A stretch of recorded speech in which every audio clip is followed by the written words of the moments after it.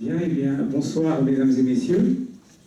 Il est l'heure, nous allons ouvrir cette conférence consacrée aux questions climatiques et démographiques et aux relations qui unissent ces deux sujets.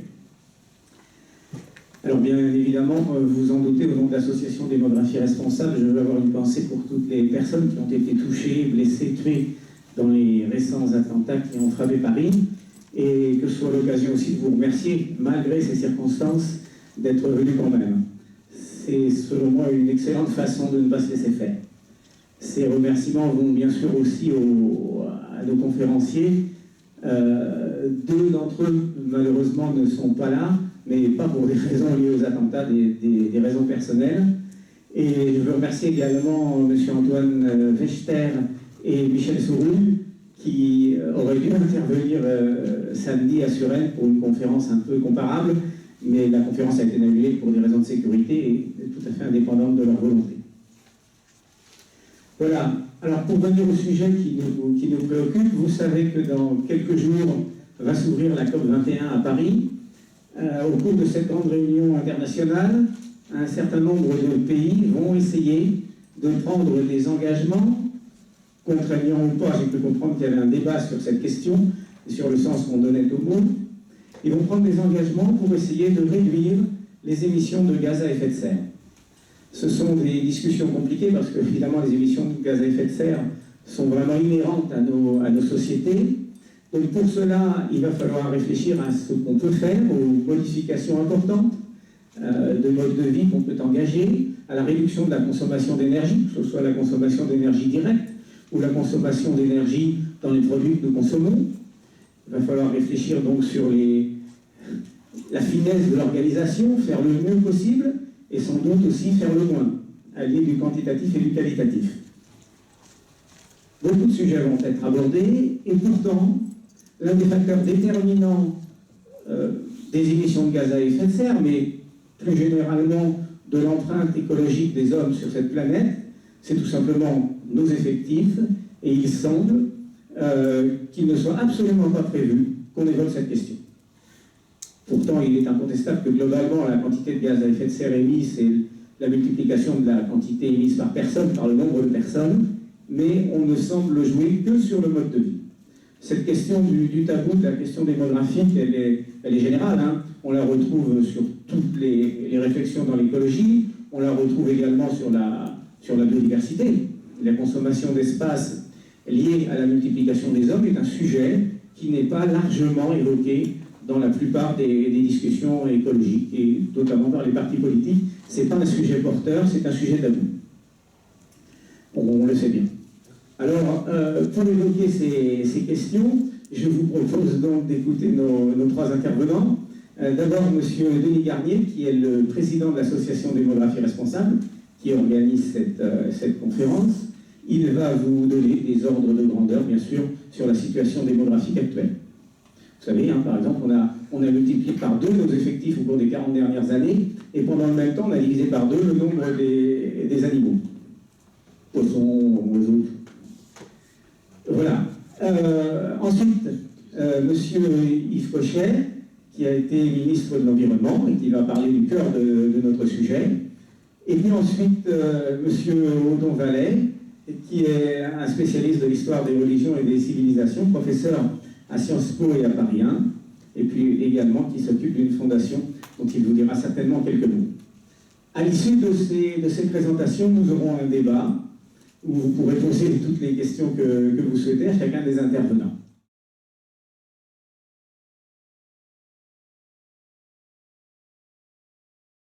Voilà, merci à tous nos intervenants. Je vais vous passer la parole pour les questions. Je voulais juste rebondir sur une chose qu'a dit M. Cochet tout à l'heure, parce qu'elle me semble très intéressante sur le tabou qui règne en la matière. Il y a non seulement, effectivement, le monde politique, qui est un peu réticent à évoquer cette question, il y a les écologistes, comme M. Cochet l'a dit, mais il y a pire que ça, si j'ose dire. Vous savez que dans le paysage politique, il y a une partie des gens qui disent « mais allons plus loin que la droite et la gauche », et carrément, mettons en cause les questions quantitatives. Ces gens, ce sont les décroissants. Alors eux, ils sont, pas plus extrémistes, mais enfin, ils ont une critique plus radicale de la société. Eh bien, je peux vous dire, pour les fréquenter un petit peu dans le militantisme qu'on fait au sein de Démographie Responsable, que même dans cette population-là, il y a une énorme majorité des gens qui refusent d'élargir leur réflexion quantitative à la question démographique. On consomme trop, d'accord, mais on n'est pas trop nombreux. On n'est surtout pas trop nombreux. Si vous le dites, vous êtes, je ne sais pas ce que vous voulez, tous les noms d'oiseaux que vous pouvez imaginer. Voilà. Et puis, aussi une chose, toujours d'ailleurs sur les propos de M. Cochet, je rappelle, les propositions qu'il faisait sur les allocations familiales, ce sont quasiment les mêmes que fait l'association Démographie Responsable, c'est-à-dire inverser les choses, faire en sorte qu'effectivement, dès le premier enfant, on ait quand même un petit peu, puisqu'on n'a absolument rien, qu'on ait une certaine somme pour le deuxième, puis qu'après, on fasse vraiment quelque chose qui ne soit pas incitatif. C'est vraiment, on n'a pas énormément de moyens d'action, mais ceci c'en est un, et je crois qu'on pourrait commencer à agir là-dessus.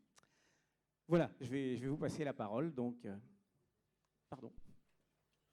Juste une petite remarque, même deux.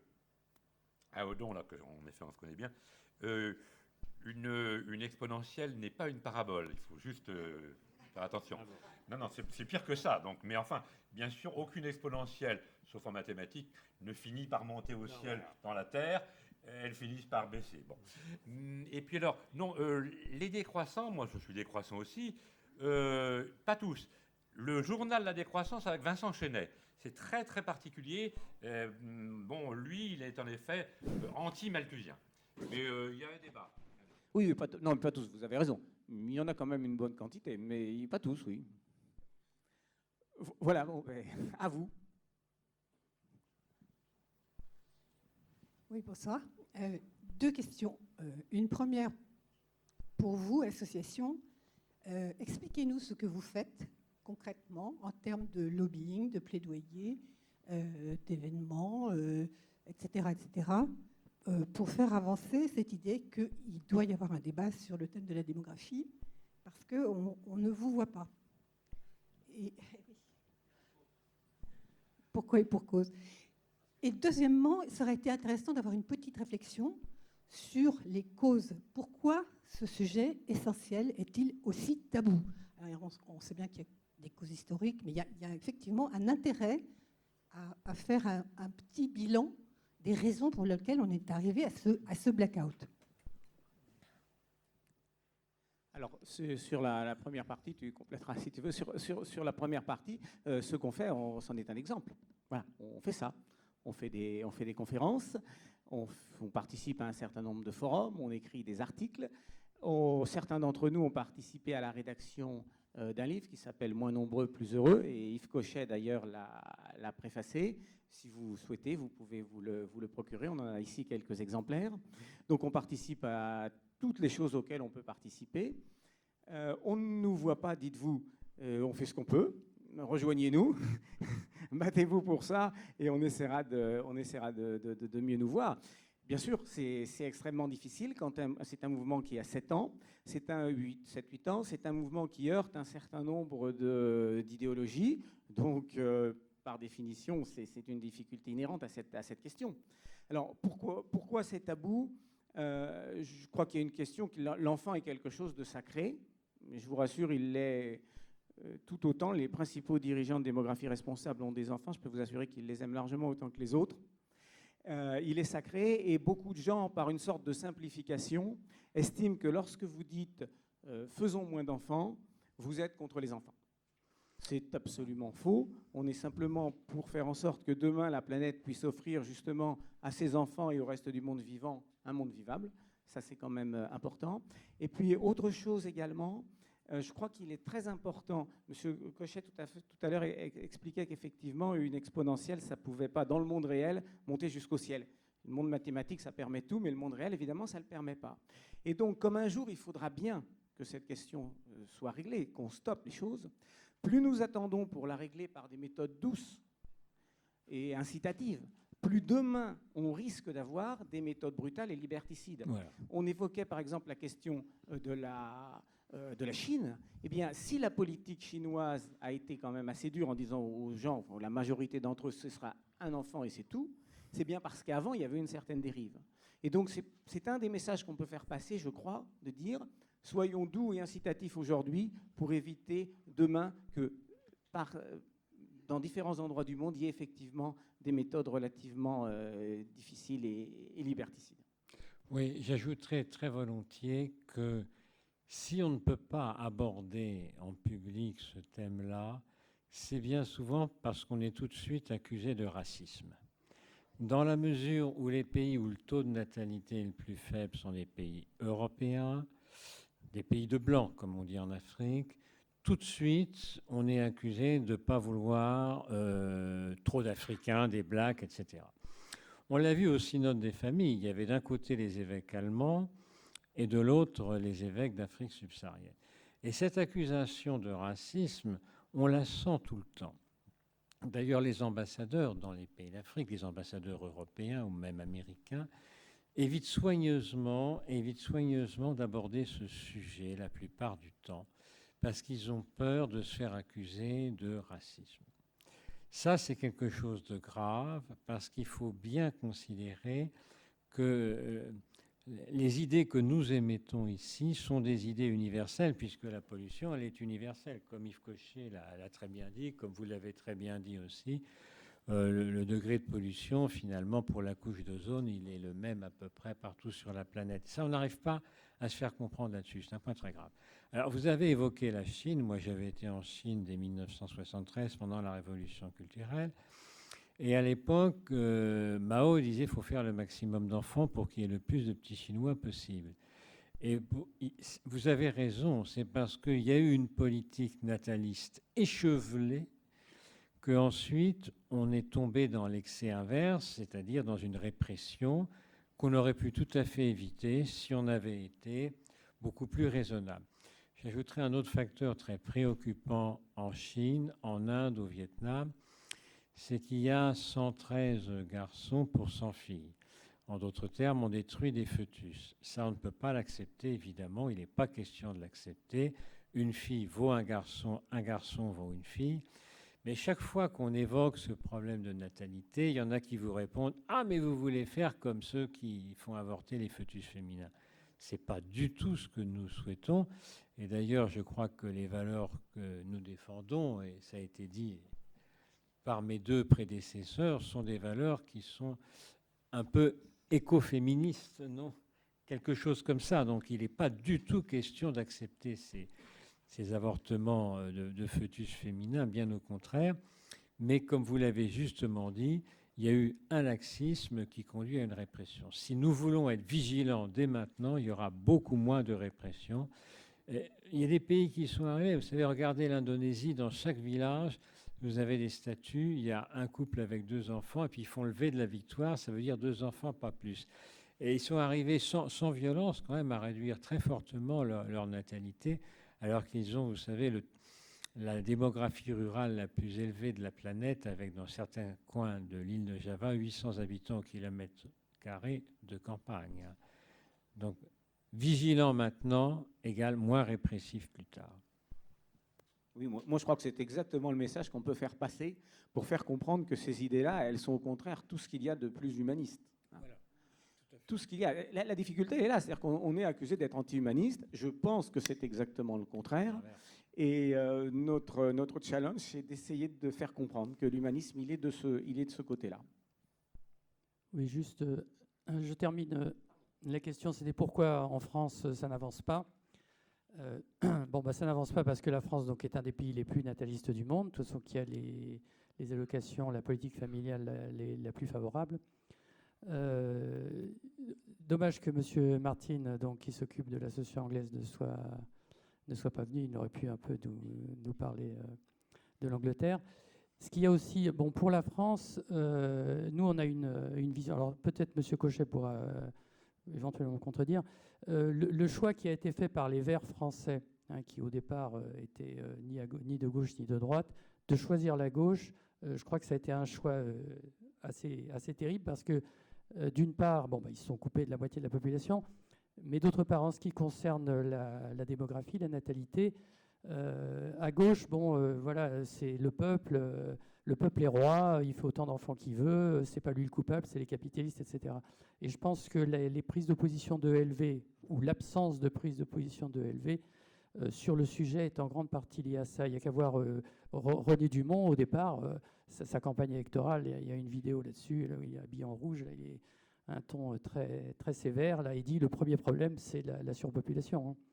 Mais bon, moi j'ai cette analyse sur LV, mais justement je renverrai bien la balle à Yves Cochet pour savoir ce qu'il en pense justement lui.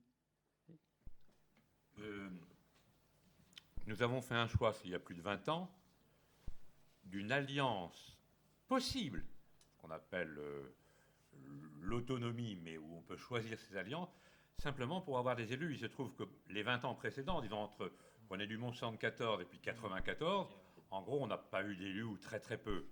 Et donc, pour un parti politique qui estime qu'il présente le nouveau paradigme pour le 21e siècle, qui a la vision du monde qui va remplacer la gauche et la droite, bon, si vous n'avez jamais d'élus, vous restez un groupuscule, c'est gentil, mais ça ne donne pas. Alors, il faut faire évidemment la part de compromis entre ses convictions fortes, on en a beaucoup chez les écolos, et puis les arrangements politiciens.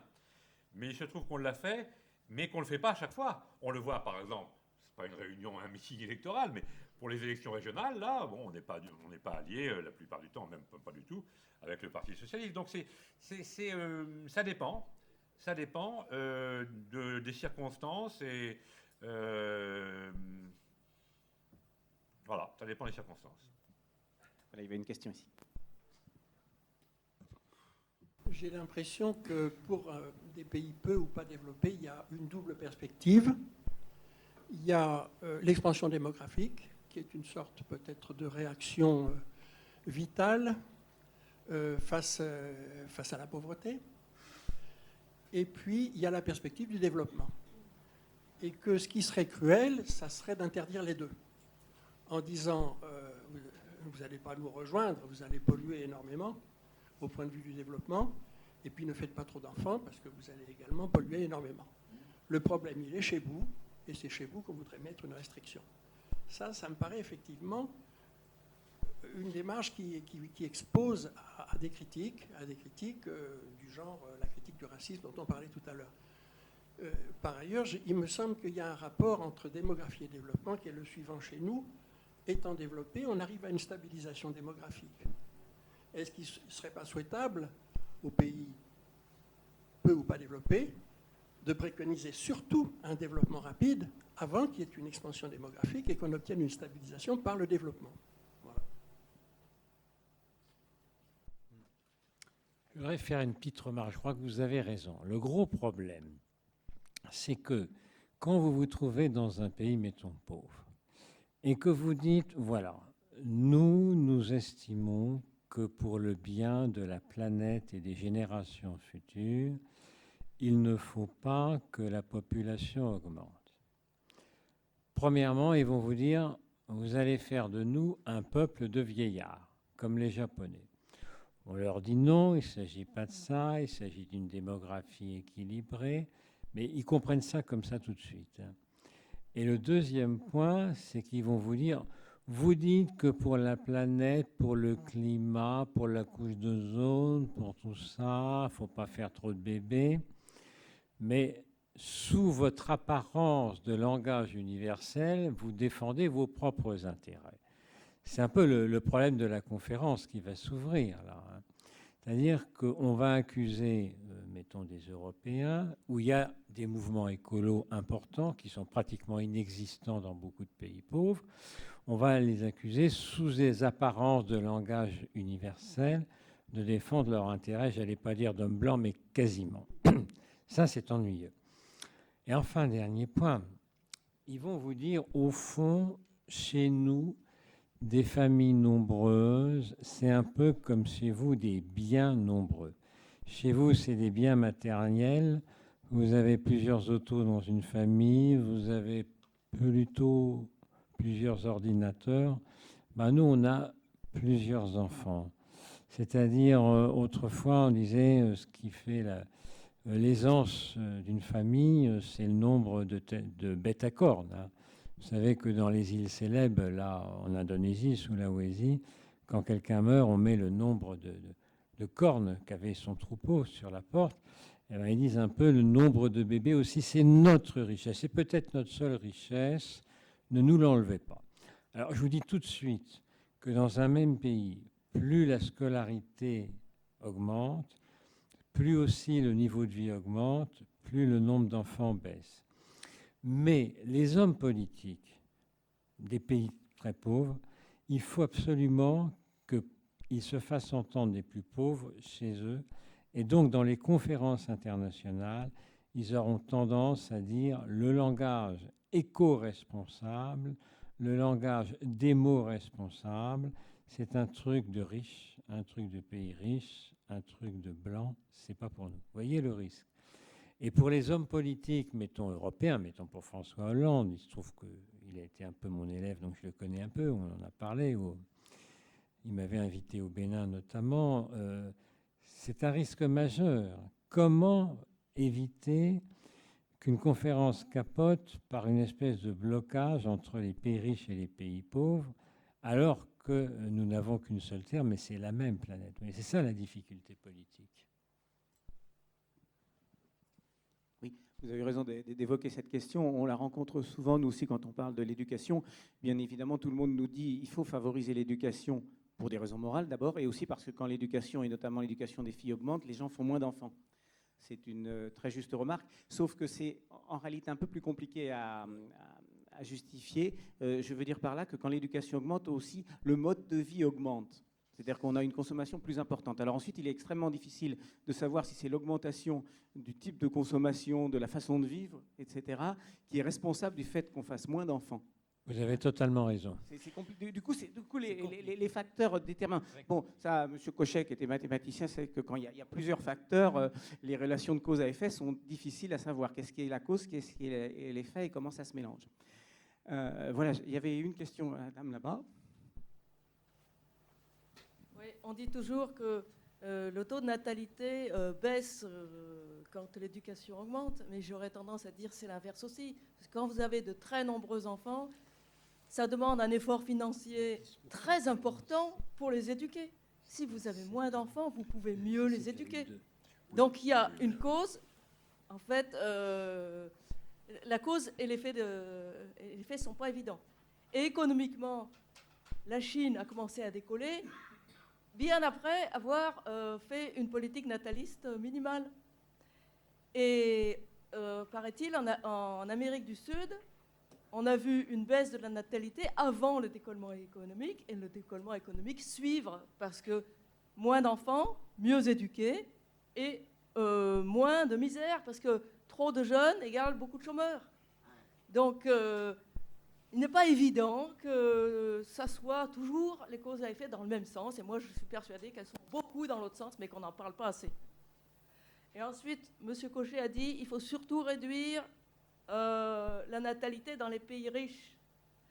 Dans les pays pauvres, c'est moins important. Je ne suis pas d'accord, parce que quand un pays pauvre devient surpeuplé, eh ben, une partie des gens émigrent vers les pays riches, en particulier en France, on le voit. Bon. Et dès qu'un Africain débarque en Europe, il se met, grosso modo, au niveau de la consommation des Européens. Il ne garde pas le niveau de la consommation qu'il avait en Afrique. Très rapidement. Très rapidement. Donc, s'il y a surpopulation en Afrique, il y a un certain nombre d'Africains qui vont venir en Europe et ils vont immédiatement augmenter la population européenne. Donc, limiter la population, je dirais, européenne ou américaine, c'est aussi limiter l'immigration en Europe ou en Amérique, parce que c'est surtout ça qui augmente la population dans les pays riches. Et si on veut limiter l'émigration des pays pauvres vers les pays riches, eh bien, il faut que les pays pauvres se limitent au niveau de la taux de natalité, sinon ils seront forcément appelés à migrer. Oui, là vous avez pris le cas de l'Amérique du Sud. Alors il est très intéressant parce qu'effectivement la fécondité y a baissé avant même le décollage économique. La raison la plus simple, c'est qu'en fait juste au-dessus il y a le grand frère américain qui n'avait pas du tout envie de voir une population au sud du continent qui explose et qui vraiment a mis le paquet. Hein. Donc il y a énormément d'argent qui a été transféré pour ça, hein, pour la planification familiale. Bon, il y a eu des excès d'ailleurs dans certains pays, le FMI au Pérou entre autres. Mais la raison en est là. Hein. C'est vraiment les Américains étaient juste à côté, ils intervenaient. Et effectivement, on a vraiment un exemple où la population, la fécondité a pu baisser avant même ou parallèlement à un certain décollage économique. Donc le cas de l'Amérique du Sud est intéressant, qui prouve qu'on peut agir. Hein. Donc il y a eu, je crois que c'était au Mexique, oui, des telenovelas, là, donc ces séries TV là, qui ont beaucoup marqué et qui sont reprises là, par une association américaine qui s'appelle Population Media Center et qui fait là qui diffuse, alors c'est pas la télé, c'est des émissions, des trucs radiophoniques et du même type, hein, qui essayent d'intervenir sur de faire de la promotion de la planification familiale. Oui, je voudrais ajouter un truc sur l'Amérique latine qui est peu connu. C'est la fameuse démographie du Paraguay après la guerre de 1867 contre l'Argentine, le Brésil et l'Uruguay, où environ 90% de la population masculine entre 18 et 50 ans avait été tuée. Or, cette population masculine a été intégralement reconstituée en 2 générations et demie, puisque lors de la guerre du Chaco en 1930, à peu près contre la Bolivie, le Paraguay a gagné. Dans l'oreille cassée de Tintin, on en parle, hein, les histoires générales Alcazar, c'est ça. Et il s'est passé un phénomène très étonnant, c'est qu'on a demandé à tous les petits Paraguayens de 15 ans ou plus, qu'ils aiment ou qu'ils n'aiment pas les filles, on s'en foutait, de faire des bébés. En moyenne, si vous voulez, chaque jeune Paraguayen, ou même moins jeune, devait faire un bébé à plusieurs femmes. Hein. Et en l'espace, les prêtres ont fermé les yeux. Hein. Et dans ce contexte-là, ils ont battu des records de productivité qui sont encore inégalés. Hein. C'est un cas très peu connu. On n'ose pas tellement en parler en Amérique latine parce que moralement, ça posait des problèmes. Mais vous savez que quand Christophe Colomb est arrivé et qu'il y a eu la fameuse variole, en plus des mauvais traitements, que la population d'Amérique latine a été divisée par 8 ou par 10, hein, on a refait pareil. C'est-à-dire que tous les petits Amérindiens qui étaient pubères étaient chargés de refaire un maximum de bébés, car le taux de mortalité était plus fort chez les garçons que les filles, parce que les garçons étaient plus en contact avec les Européens. Hein. Et en plus, vous savez que le système immunitaire des garçons est un petit peu moins développé que celui des filles. Et donc, on a demandé aux garçons de faire un maximum de bébés avec plusieurs femmes, plusieurs filles, et les prêtres et les évêques ont fermé les yeux. Donc, c'est vous dire que la démographie, ça peut galoper assez rapidement. Si besoin est, maintenant, il faut aussi maîtriser cette natalité, cette démographie, puisque le besoin est vraiment présent. Hein. Non, je veux juste dire au revoir à tous nos amis qui sont là, hein, parce que je suis obligé de partir. J'ai un rendez-vous à 22h que j'ai déjà un peu raté au point de vue strict de la minute, mais je suis très content d'être venu. Je remercie beaucoup les organisateurs et puis les participants de cette table ronde, et puis bien sûr le débat et même le combat continue. Merci à tous. Merci aussi, je suis obligé d'y aller pour à peu près les mêmes raisons. C'est nous qui vous remercions. Bien sûr. Bon, on va continuer quand même un petit peu à discuter. Il y avait une question, monsieur, madame, et puis monsieur.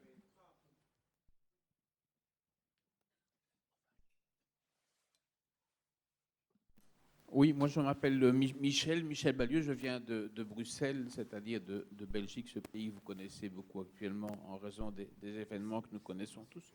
Je suis venu ici pour apporter le soutien à Démographie Responsable de son organisation sœur en Belgique, qui a pris un nom provocateur puisque nous nous appelons One Baby. One Baby, ça veut dire un seul enfant par couple. C'est le système qui a été appliqué en Chine, qui a été violemment critiqué par la presse ici en Europe, en Belgique, en France, mais sans lequel, à mon avis, la Chine n'aurait jamais pu réussir son développement. Elle serait restée un pays sous-développé jusqu'à la fin des temps. Or, c'est le contraire qui s'est passé. La Chine était un des pays les plus pauvres du monde. Elle est aujourd'hui le pays le plus riche avant les États-Unis. Et pour ma part, j'ai respecté ce principe du One Baby puisque je n'ai fait qu'une seule et unique fille. Notre problème commun à Démographie responsable et à One Baby, c'est que aussi bien les hommes politiques que les journalistes refusent absolument d'envisager le problème de la croissance démographique, qui est pour eux un véritable tabou. Un tabou, c'est quelque chose dont on refuse de parler, point, c'est tout. Or, à cause de la croissance démographique, le réchauffement climatique de 2050 est inéluctable. Il faut bien s'en rendre compte, et c'est quelque chose que jusqu'à présent, les COP de 1 à 20 n'ont jamais osé dire. Apparemment, d'après ce que je vois dans les journaux, il se pourrait qu'enfin le COP 21 laisse comprendre que leurs souhaits sont difficilement réalisables. Mais c'est une chose, évidemment, qu'il faut absolument répéter. Supposer qu'on puisse réduire la consommation ou la production de gaz à effet de serre alors que la population va encore augmenter de 30% d'ici à 2050, c'est purement et simplement impossible. Nous ne possédons aucune technique qui permette de remplacer les combustibles qui sont utilisés actuellement, contrairement à ce que certains essayent de faire croire. C'est tout à fait faux. En plus, on dit 30%. Moi, personnellement, je pense que ce sera 50% de plus en 2050. Parce que l'ONU, pour faire ses prévisions, a tout simplement supposé que la croissance démographique allait diminuer. Elle n'est pas arrivée à cette conclusion avec des courbes. Non, elle a supposé que ça allait diminuer, d'où elle a tracé sa courbe. Mais que se passe-t-il actuellement? Il n'existe pas un seul pays au monde, à ma connaissance, à part la Chine, qui essaye de diminuer la croissance démographique. La France est un des pays où on essaye de l'augmenter le plus possible. La Belgique est à peu près identique. L'Allemagne, on vient de voir ce qu'elle a fait avec les migrants il y a quelques semaines. Son problème aussi, c'est de ne pas voir sa population diminuer. Et donc, quand on dit 30%, à mon avis, ce sera 50%. Et donc, nous serons minimum 12 milliards en 2050. Alors, aujourd'hui, pour ne pas parler du futur, mais d'aujourd'hui, pourquoi est-ce qu'il y a un niveau aussi gigantesque de chômage en France et en Belgique? Ce n'est pas à cause des gouvernements. Les gouvernements font une excellente politique. Ici en France, le gouvernement parvient à créer 200 000 emplois supplémentaires chaque année. Ce n'est pas rien, 200 000 emplois supplémentaires, mais ça ne sert strictement à rien parce que la population qui veut travailler augmente de plus de 200 000. Et donc, la croissance démographique, qui est due à la fois au taux de natalité et à la politique migratoire, la croissance démographique est la cause essentielle du problème du chômage. 3, il y a un mot magique qui, aussi bien pour ce qui est politique que pour ce qui est économique, est l'équilibre. Pour qu'un pays se porte bien, il faut qu'il soit en équilibre. Dès qu'il est en déséquilibre, il y a plein de choses qui vont mal. Et quel est le premier facteur qui provoque le déséquilibre? C'est la croissance démographique. Alors, je voudrais quand même terminer sur une note un tout petit peu optimiste, puisque je pense qu'effectivement, ce COP21 ne va plus réussir à cacher la réalité des problèmes comme l'ont fait les 20 précédents. Eh bien, je proposerais qu'aussi bien en France qu'en Belgique, nous nous placions comme objectif le COP22, c'est-à-dire dans un an, et que nous essayons de persuader nos gouvernements respectifs simplement de prendre en compte le problème démographique et de commencer enfin à l'étudier.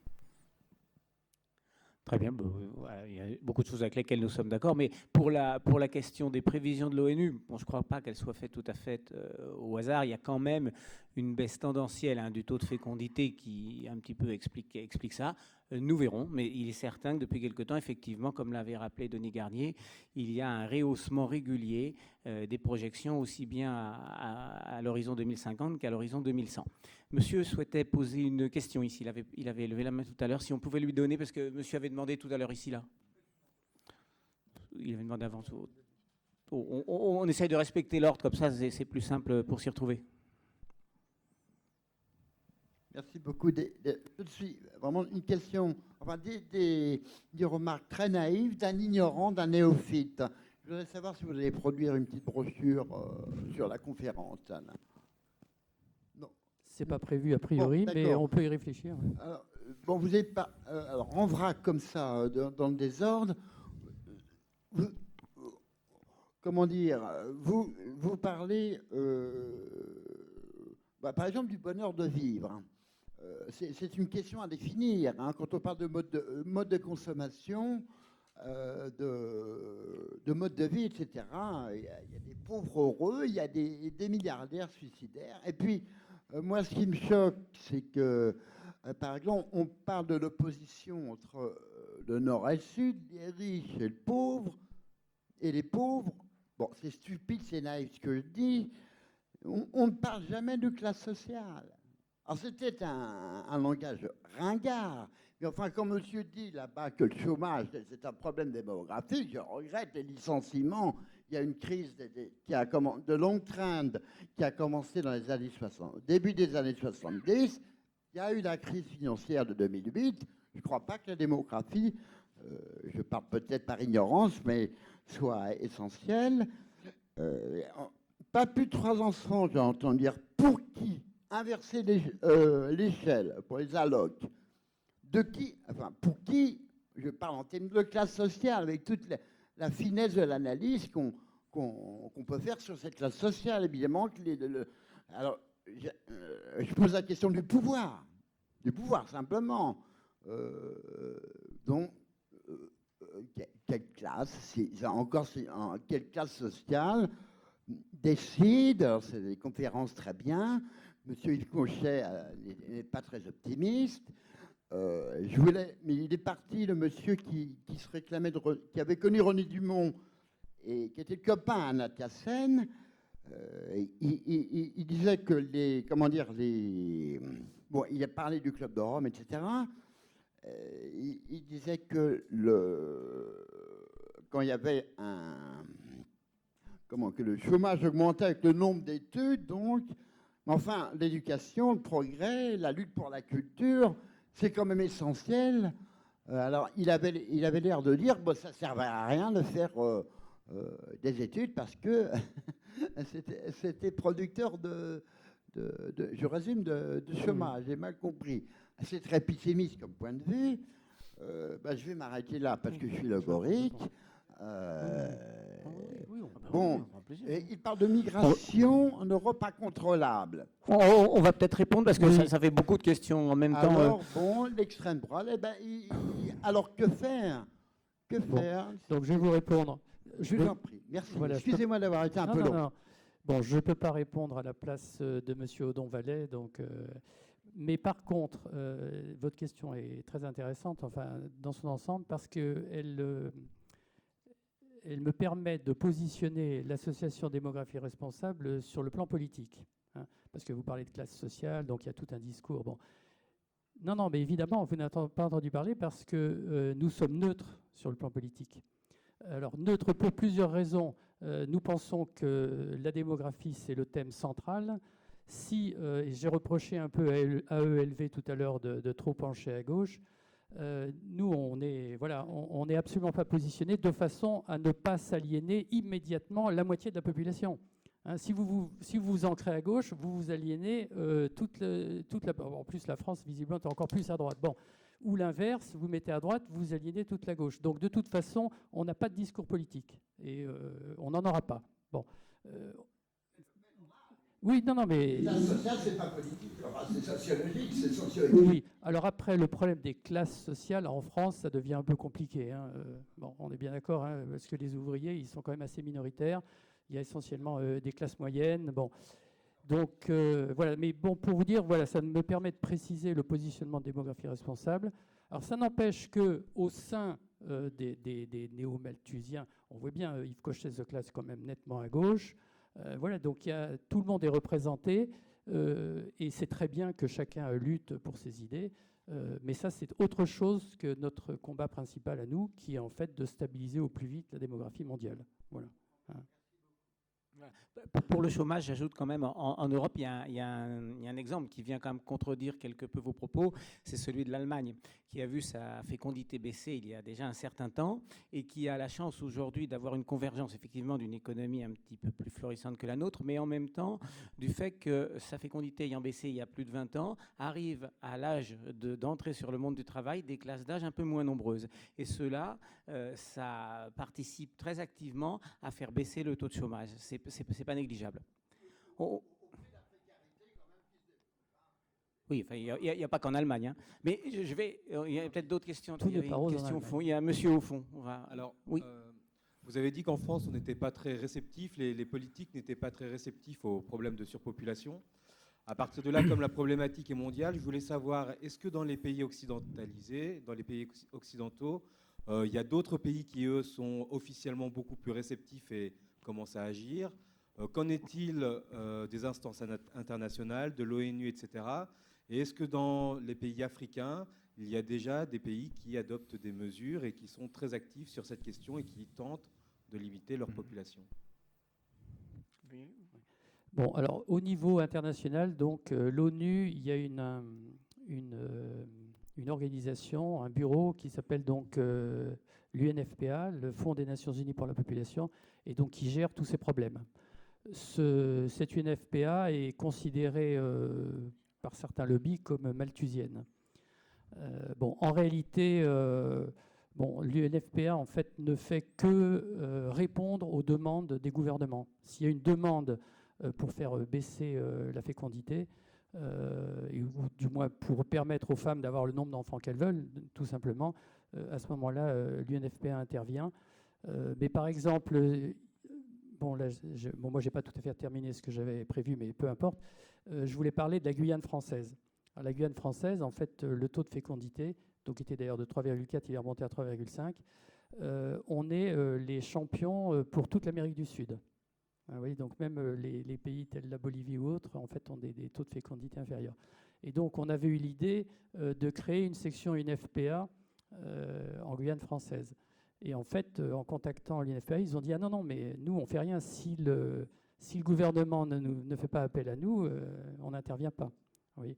Donc, il y a une organisation qui est vraiment travaille là-dessus et qui donc, a quand même pas mal de financement et qui intervient et qui a une action tout à fait efficace, d'ailleurs dans tous les pays du monde, hein, même en Amérique du Sud, donc en Amérique du Sud, en Afrique, en Asie, etc. Bon. Alors après, les organisations un peu comme la nôtre, hein, il n'y en a pas énormément. Il y avait M. Roger Martin, donc l'organisation anglaise, là, ils ont quand même plusieurs milliers d'adhérents, peut-être 5 ou 6 000 maintenant. Donc ils sont assez puissants, ils ont même des relais dans les médias, ils ont des scientifiques qui font partie de l'organisation, qui sont des parrains ou des marraines. C'était surtout sur les pays, savoir lesquels sont très actifs sur la question, quoi. Est-ce qu'il y a des pays qui sont beaucoup plus actifs que la Chine? Oui, alors les pays, il y a la Chine avec sa politique orphanique, il y a le Vietnam qui est à côté, hein, donc il y a aussi une politique assez stricte. Il y a eu pendant une période l'Iran. C'était un peu étonnant puisque c'est un pays où il y a l'islam. Enfin, c'est une certaine branche de l'islam. Bon, c'est la Perse. Enfin, c'est un peu particulier. Mais l'Iran a eu des politiques, disons, de contrôle de la natalité assez importantes. Il ne me vient pas d'autres pays en tête là. Mais non, globalement, les pays cherchent à être les plus nombreux possibles, voilà, pour disposer d'armées, non, en Afrique, le problème de l'Afrique, c'est que les dirigeants ne sont pas dupes quand même. Hein. On a plusieurs dirigeants. Il y avait Goodluck Jonathan au Nigeria qui est intervenu. Même le président du Tchad aussi, le président du Niger. Hein, le Niger qui a le taux de fécondité record pour toute la planète avec 7,6 enfants par femme. Bon, ces dirigeants sont parfaitement au courant. Seulement, voilà, ils veulent éventuellement être réélus. De toute façon, ils sentent bien qu'à la base, la population ne veut pas de contrôle. Donc, ils interviennent. Alors, on a des déclarations assez intéressantes. Ils interviennent. Alors, aussi un petit peu pour faire plaisir au FMI, hein, ou à la Banque mondiale. Mais en réalité, il ne se passe pas grand-chose.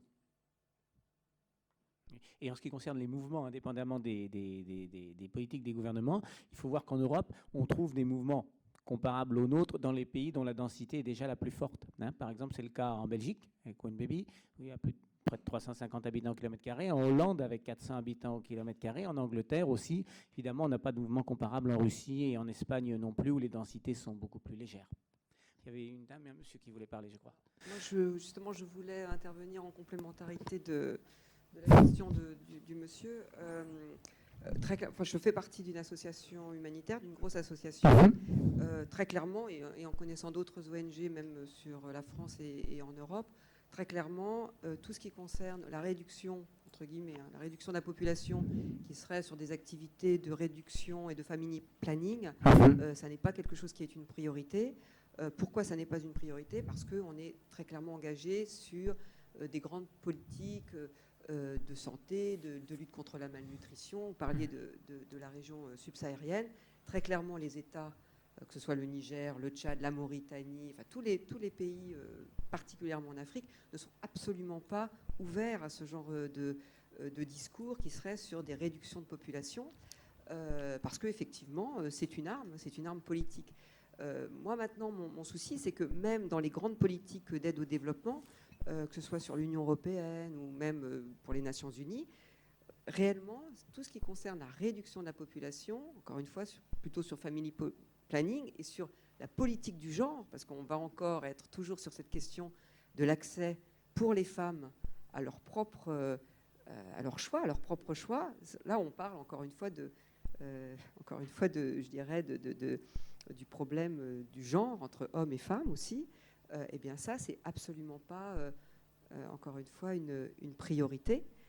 Donc nous, on a des grandes difficultés à faire passer ces discours-là quand on a même une volonté de vouloir établir des programmes en ce sens. C'est très compliqué, même pour l'Union européenne, qui n'a pas des enveloppes budgétaires aussi importantes qu'on veut bien le dire, sur cette thématique très précise de la réduction de la population au travers d'un family planning. Donc, et tous les collègues des ONG que je connais, non, on ne travaille absolument pas sur la réduction de la population sur ces activités-là.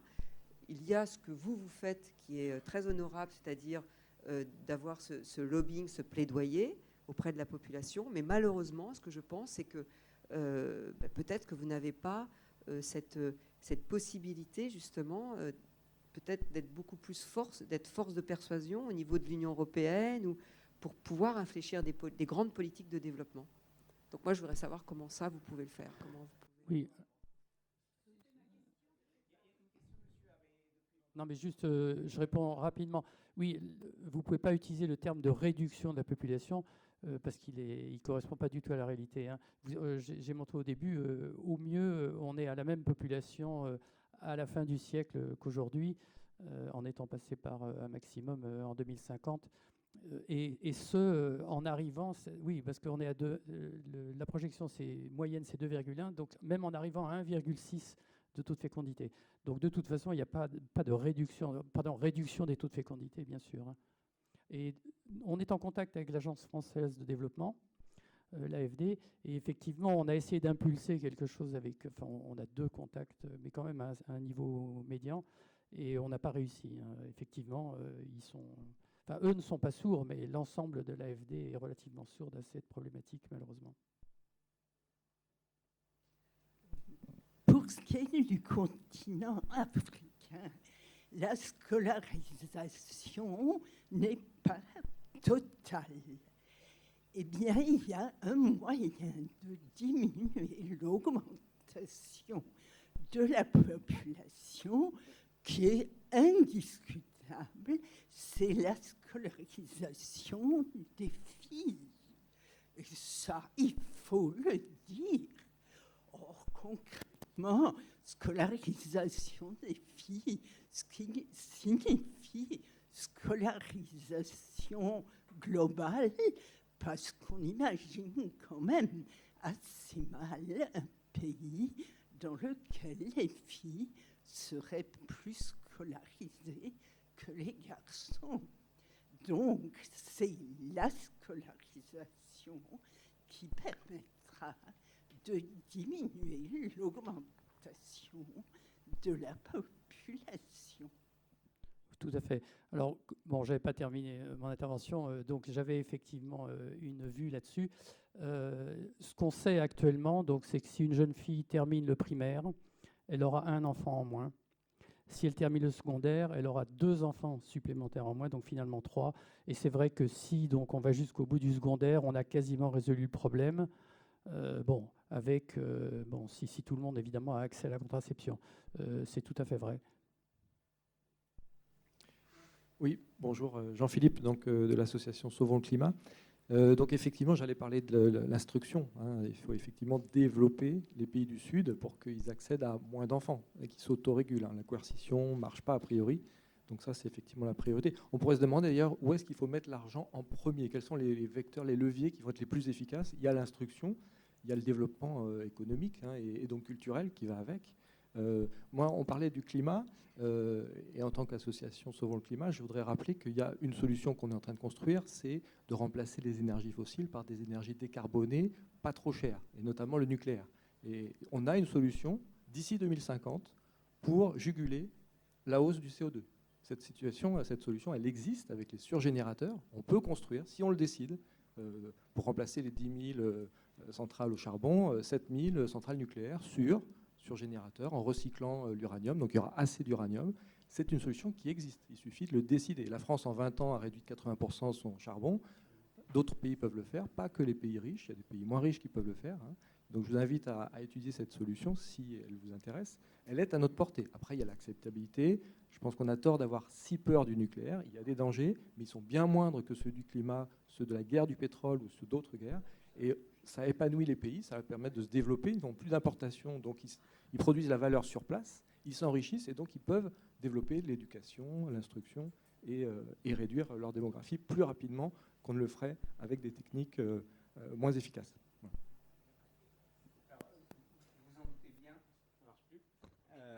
Vous en doutez bien, la question du nucléaire, elle est clivante. Vous le savez si vous militez un petit peu dans le monde écologiste.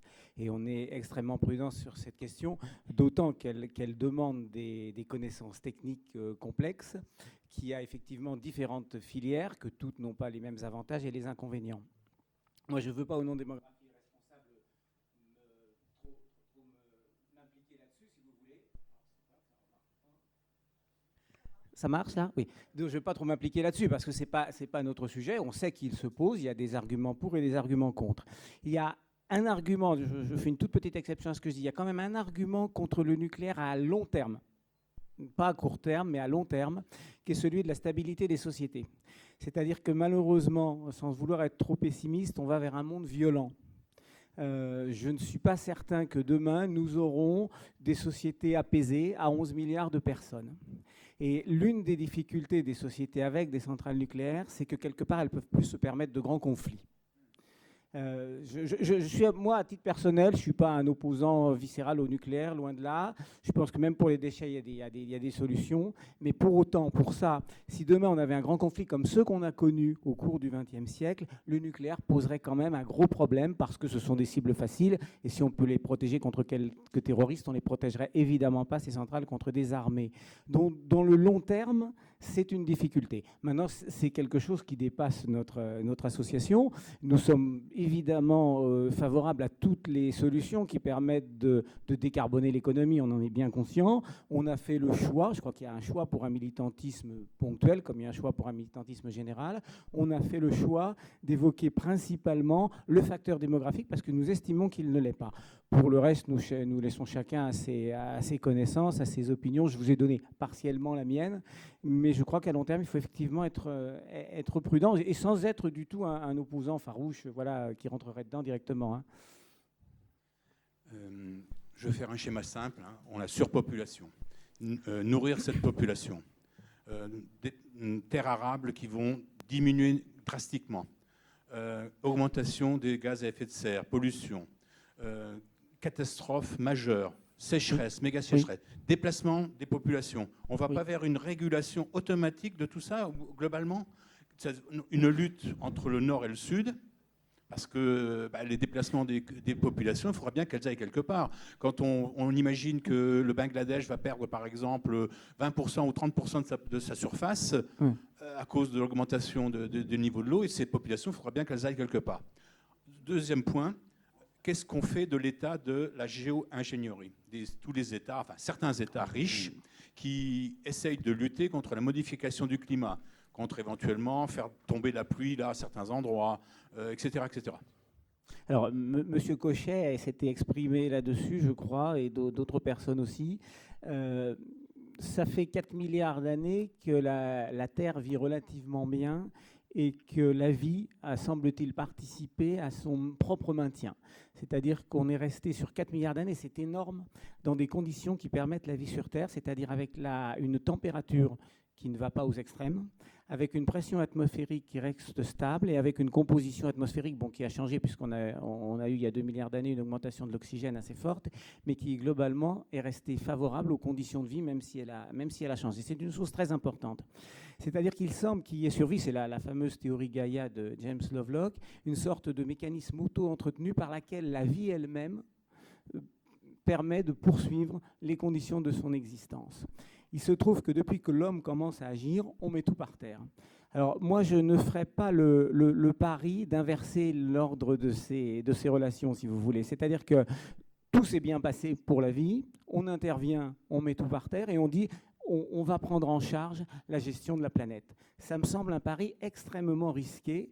Pour l'instant, globalement, le développement de l'humanité a été absolument corrélé avec une destruction des équilibres et notamment une disparition de la mégafaune et de la faune en général. Quand je dis 50% d'animaux en moins en 50 ans, enfin 45 ans, ça veut dire qu'en 2100, il n'y a plus rien. C'est quand même effroyable. Alors comment peut-on faire le pari qu'alors qu'il y a une corrélation positive entre développement et destruction de la biodiversité et globalement des équilibres écologiques, brutalement la corrélation va s'inverser et que c'est l'homme qui va sauver la planète ? Je ne peux pas prédire l'avenir, mais ça me semble extrêmement, extrêmement risqué. Et il me semble bien plus raisonnable d'essayer de faire le pari de laisser les mécanismes naturels régler les choses. Et pour ça, il n'y a pas d'autre solution que se faire plus petit en termes d'effectifs et en termes de mode de consommation. Enfin, c'est mon point de vue là-dessus. Mais le géo-ingénierie, ça me fait très, très peur à titre personnel. J'y crois pas, je dois dire. Bonsoir à tous. D'abord un grand bravo parce que je trouve que les raisonnements que vous nous avez exposés sont tout à fait convaincants, enfin en tout cas pour ma part. Et je crois qu'on dans la salle, plus ou moins tout le monde partage le constat que vous avez pu faire de la situation. Et j'ai juste un petit regret, enfin ou plutôt une suggestion à faire pour essayer de convaincre le plus large les personnes les plus nombreuses possibles, ça serait surtout de s'atteler à des solutions, les décrire de manière à ce qu'on puisse voir qu'il y a des solutions qui peuvent être significatives, parce qu'aujourd'hui, en fait, je pense qu'il faut aider les gens à voir le bout du tunnel. C'est-à-dire leur expliquer, voilà, pas que leur dire, leur parler, effectivement, il s'agit de faire moins d'enfants, mais leur donner une visibilité. Et tout à l'heure, j'ai deux personnes dont j'ai retenu les interventions. Il y a d'abord monsieur. Je pense que lui, il a vraiment, à un moment donné, il a parlé de partage avec les pays en voie de développement, en sous-entendant qu'il y a une corrélation que tout le monde connaît entre le niveau de développement des pays et puis la stabilisation au niveau démographique. Moi, je crois que le raisonnement de monsieur, il est tout à fait prioritaire. Et je crois qu'il faut qu'aujourd'hui, on s'attelle, nous les pays riches, à faire un effort sur le partage de nos richesses et d'essayer d'accompagner le développement des pays en voie de développement de manière à ce qu'on puisse accompagner justement à ce que dans ces pays-là, ils puissent s'autoréguler. Et ça va être très important. Et ça me paraît être une solution aussi naturelle que d'essayer de revenir un petit peu à une notion de partage. Et vous allez me dire, mais comment on peut financer ça ? Eh bien, je ne sais pas, mais je vais vous donner une suggestion. Je ne sais pas si vous avez entendu parler de la TVA sociétale que propose M. Bazot, qui est président de l'association UFC Que Choisir, bien connue qu'à Pignon-sur-Rue, l'association des consommateurs, qui est une taxe sur la consommation qui permettrait de nous amener à un mode de consommation beaucoup plus sobre. C'est une modulation des taux en fonction de l'intérêt sanitaire et écologique des produits. Eh bien, je vais vous dire, avec cette taxe TVA, comme tout le monde sait, la TVA est une taxe qui a une assiette très large, puisque c'est l'assiette des consommateurs, on peut faire énormément d'argent. Et cet argent-là, pourquoi pas, en partie, l'utiliser pour le redistribuer, pour mieux partager, pour mieux réduire cet déséquilibre entre le Nord et le Sud, pour essayer d'accompagner ce développement dans les pays du Sud. Voilà. Ça peut être une piste pour répondre à vous. Et tout à l'heure, j'ai entendu Madame aussi dire que dans ses actions, aujourd'hui, en Afrique, elle se heurtait à ce qu'on lui dise que son planning familial, c'est quelque chose qui n'est pas prioritaire. Alors, je voudrais finir par vous dire que les politiques sont des suiveurs. Ce ne sont pas des gens qu'il faut, à mon avis, dont il faut s'attaquer en direct. Je pense qu'aujourd'hui, il faut séduire avant tout la population. Et je crois qu'il faut accompagner nos solutions d'un plan de communication. Et d'un plan de communication qui se fasse de manière la plus sexy possible, et si possible au travers d'un film, pour essayer de montrer et convaincre les populations, soit on ne fait rien pour qu'ils comprennent globalement que c'est leur intérêt de faire quelque chose. Tout à l'heure, j'ai entendu des gens qui disent « oui, mais en Afrique, ils ne comprennent pas si on leur dit qu'il faut faire moins d'enfants, ils ont l'impression qu'on est raciste, etc. » Mais si on fait peser dans la balance, dans un film, ce que serait leur devenir si on ne faisait rien, je pense que là, ils verraient tout de suite qu'on parle de leur intérêt et qu'on tient des propos humanistes pour eux. Et je crois qu'on ne peut pas se dispenser de faire ce film. Et je pense que ça pourrait être un outil de communication, à condition qu'évidemment on ait des solutions qui tiennent la route à présenter à l'intérieur. Et je trouve qu'on devrait effectivement le faire et le présenter à la COP22. Voilà. Sur ces différents points, alors qu'il faille du partage, mais on n'a jamais dit le contraire à démographie responsable. Hein. Simplement, on parle de démographie, mais qu'il y ait des questions sociales qui se posent et qu'on soit favorable à un peu plus d'égalité, mais bien évidemment. Qu'ensuite la politique fiscale soit un outil efficace, mais certainement.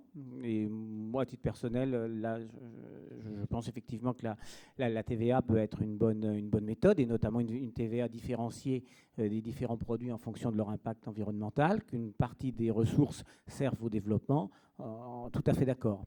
Qu'il faille aussi donner de l'espoir aux gens aussi, qu'il faille améliorer les choses, oui. On n'a pas les moyens, démographie responsable, de changer le monde. Donc c'est vrai que pour l'instant, on se contente surtout d'alerter. Mais il est évident qu'on ne peut pas distribuer des préservatifs au monde entier et obliger les gens à les mettre. Et on ne changera pas les mentalités en une seconde, on le sait bien. Hein. On fait ce qu'on peut à notre niveau. Alors ensuite, qu'il faille faire un film, mais pourquoi pas, oui. Pourquoi pas, il y a plein de choses à faire. Et un film peut être une solution s'il est bien fait. Ensuite, à lui d'être convaincant. Mais oui, pourquoi pas. Alors, je voudrais donner un exemple. Entre les années 76 et 78, j'étais au Mexique pendant 2 ans.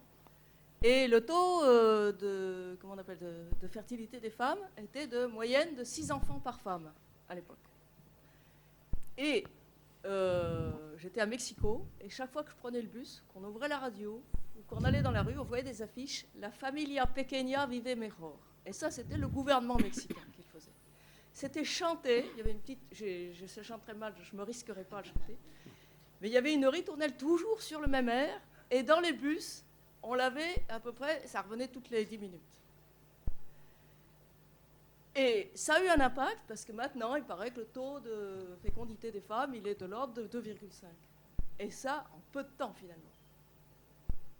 Oui, ça marchait. L'exemple que vous donnez aussi, on peut l'élargir à l'ensemble de l'Amérique du Sud, qui est un des endroits du monde où on semble qu'on ait réussi à peu près à briser cette explosion démographique. Hein. C'est un bon exemple, l'Amérique du Sud, pardon. Oui, allez-y. Oui, je souhaiterais que quelques minutes, on sorte un petit peu du point de vue strictement anthropocentriste. C'est-à-dire que depuis tout à l'heure, enfin depuis le début, et c'est très bien, moi je défends tout à fait vos idées, C'est-à-dire que effectivement, il faut que l'expansion de la démographie cesse, mais pas seulement du point de vue humain. Il me semble que sur cette planète, nous ne sommes pas les seuls à l'habiter. Il y a d'autres espèces qui ont droit à avoir des espaces sauvegardés. Et de mon point de vue, un des pires fléaux de la surpopulation humaine, c'est que c'est la pression qui est exercée sur justement tous ces espaces naturels au détriment de toutes ces autres espèces vivantes qui ont aussi le droit de vivre dans des conditions acceptables. Donc là, effectivement, on parle du CO2 en excès qui serait catastrophique pour les populations humaines. Mais qu'est-ce que vous pouvez nous dire dans votre réflexion, quelle place cela tient-il toute la biosphère, finalement, et la façon dont elle est atteinte par la surpopulation. Est-ce que ce n'est pas un argument à dire, même si c'est plus difficile à défendre, parce que l'humain regarde plutôt ses propres intérêts, c'est normal, mais on ne cesse de pleurer partout de la diminution de la disparition de telle espèce. Enfin, je pense que vous comprenez. Oui. Non, mais vous avez parfaitement raison. Ce qu'il y a, c'est que le thème de ce soir, c'était pas la biodiversité. Hein. Donc, c'est pour ça qu'on est intervenu. Oui, non, mais on parlait de climat, démographie et climat, donc c'est normal. D'ailleurs, vous avez vu au début, j'ai une diapo où il y a effectivement la section biodiversité. Et là, évidemment, moi, j'ai déjà fait des interventions quasiment axées que là-dessus. Hein. Maintenant, sur le fond, c'est vrai que nous, on est entièrement d'accord avec vous. C'est pour ça qu'on fait partie aussi de cette association Convention Vie et Nature. Et d'ailleurs, M. Gérard Charolois aurait pu être là ce soir, mais bon, c'était trop loin pour lui. Et donc, oui, on défend essentiellement d'ailleurs la vie sauvage, hein, donc c'est-à-dire les tigres, les lions, enfin toutes les espèces emblématiques. C'est vrai qu'on est moins porté vers les espèces, disons, qu'on élève pour notre alimentation, bien qu'on soit contre, évidemment, tous ces élevages industriels. Mais enfin, vous avez raison. Non, mais absolument. De toute façon, c'est un des arguments pour, disons, stabiliser la population au plus vite. C'est effectivement essayer de sauvegarder ce qui peut être sauvegardé dans ces populations animales sauvages. C'est évident. On est tout à fait d'accord. Oui, j'aurais voulu ajouter, qu'est-ce que vous auriez fait plaisir à tous les membres de Démographie Responsable? Parce que c'est une de leurs premières préoccupations. C'est-à-dire, une des choses, c'est que les gens sont effrayés et ça leur fait mal au cœur et ils trouvent ça moralement inacceptable. Et je voudrais prendre un exemple que j'utilise souvent quand les gens nous disent « mais vous savez, c'est uniquement le mode de vie qui compte ». Pour la pression sur l'environnement. Et moi, je cite toujours l'exemple du Canada. Le Canada, c'est un pays comme nous, en gros. Hein, j'arrondis, on est un pays développé, relativement riche, où les gens consomment beaucoup. Le mode de vie est très proche de celui des États-Unis. Eh bien, au Canada, il y a encore une mégafaune. Et Dieu sait si la mégafaune, c'est justement les animaux les plus fragiles. Ils sont moins nombreux. Pourquoi il y a une mégafaune au Canada ? Ben oui, voilà, il y a 3 habitants au kilomètre carré. Donc c'est un excellent exemple. On pourrait très bien avoir une planète préservée où nous serions tous riches et tous très peu nombreux. Et pourquoi pas après tout? Est-ce que la morale n'y trouverait pas son compte? Parce que finalement, est-ce que ça a un intérêt d'être absolument plus nombreux ou est-ce qu'au contraire, il faut donner plus à chacun? Et personnellement, je pense qu'il faut donner plus à chacun. Et en étant peu nombreux, en vivant bien, néanmoins sans se priver, il ne s'agit pas justement de faire des gens tous des ascètes absolument, ce n'est pas le choix de vie de chacun, eh bien on peut préserver la mégafaune. On le voit au Canada, on le voit dans une partie de la Russie, parce qu'en gros, il y a 2 grandes régions dans le monde qui sont un peu préservées. Je mets les déserts de côté, hein, Sahara, c'est quand même spécial. C'est le nord de la Russie et le Canada. Eh bien, c'est là où il y a encore de la mégafaune dans le monde. Donc c'est 1000% d'accord avec ce que vous venez de dire, comme l'a dit M. Garnet, ce n'était pas notre sujet, mais c'est néanmoins une préoccupation de base. Et à titre personnel, ça me fait mal au cœur à chaque fois. C'est même le principal, c'est même plus important que le CO2. Pourquoi ? Parce que le CO2, ça a une durée de vie dans l'atmosphère qui est quand même relativement limitée et que de toute façon, à long terme, la question climatique sera réglée par des questions astronomiques. Donc on retournera dans une échelle de 10 à 15 000 ans vers des situations glaciaires, puis il y aura de nouveaux cycles. Ce sera réglé de toute façon, cette question-là. Alors que si on élimine toute la grande faune, ce sera des centaines de millions d'années, voire des millions d'années, pour que la Terre recrée, elle l'a déjà fait suite aux grands impacts, mais pour la Terre recrée de telles espèces. Donc sur le fond, vous avez raison. Vous avez sur le fond moralement raison, parce que c'est affreux de tuer les autres êtres vivants. Et vous l'avez aussi sur l'importance de l'impact écologique, parce que cet impact-là, ce qu'on appelle la biodiversité, moi je préfère dire les animaux, c'est tout de même beaucoup plus joli. Eh bien, les animaux, pour que la nature recrée tout ce qu'on a éliminé, elle prendra peut-être des centaines de milliers et des millions d'années. Sur les deux points, rien à dire, vous avez raison.